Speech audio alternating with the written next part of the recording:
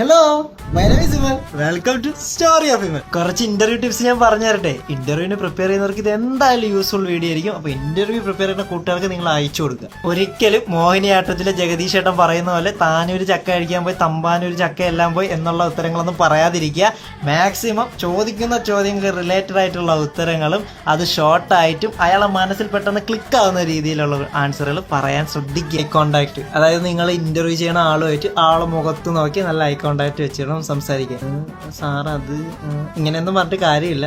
നമ്മൾ കേട്ടിട്ടില്ല love at first sight എന്നൊക്കെ, അതുപോലെ നമ്മൾ ഐ കോണ്ടാക്ട് വെച്ച് വേണം സംസാരിക്കുക. ഇന്റർവ്യൂവിന് ഇരിക്കുമ്പോൾ നിങ്ങളുടെ CV ആദ്യം നിങ്ങൾ തന്നെ ഒന്ന് പഠിക്കുക. കാരണം CVയിൽ നിന്നുള്ള ചോദ്യങ്ങൾക്കുള്ള ഉത്തരം നിങ്ങൾ പറയുക. സോ CV നന്നായിട്ടൊന്ന് വായിച്ചിട്ട് പോവുക. പിന്നെ നിങ്ങൾ അടുത്ത് ശ്രദ്ധിക്കാൻ പോകുന്നത്, നിങ്ങൾ ഇന്റർവ്യൂ ചെയ്യാൻ പോണ കമ്പനിയെ പറ്റി നിങ്ങളൊന്ന് അന്വേഷിച്ചിട്ടൊക്കെ പോവുക. എന്നിട്ട് ആൻസർ പറയുമ്പോൾ ആ കമ്പനിക്ക് റിലേറ്റഡ് ആയിട്ടുള്ള ആൻസേഴ്സ് പറയുക. അത് മാത്രമല്ല, കമ്പനിക്കാർ എപ്പോൾ വേണോ അവരെ കമ്പനിയെ പറ്റിയും ചോദിക്കാം. അതുകൊണ്ട് അതും ശ്രദ്ധിക്കുക. പഴയ കമ്പനിയെ പറ്റിയുള്ള പരദൂഷണം ഒന്നും പറയാൻ നിൽക്കേണ്ട.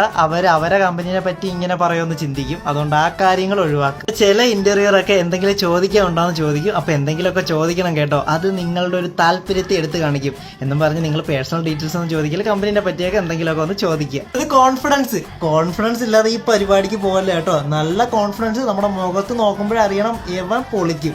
അതുകൊണ്ട് ആ ഒരു കോൺഫിഡൻസോട് കൂടി തന്നെ ഇന്റർവ്യൂ അറ്റൻഡ് ചെയ്യുക കേട്ടോ.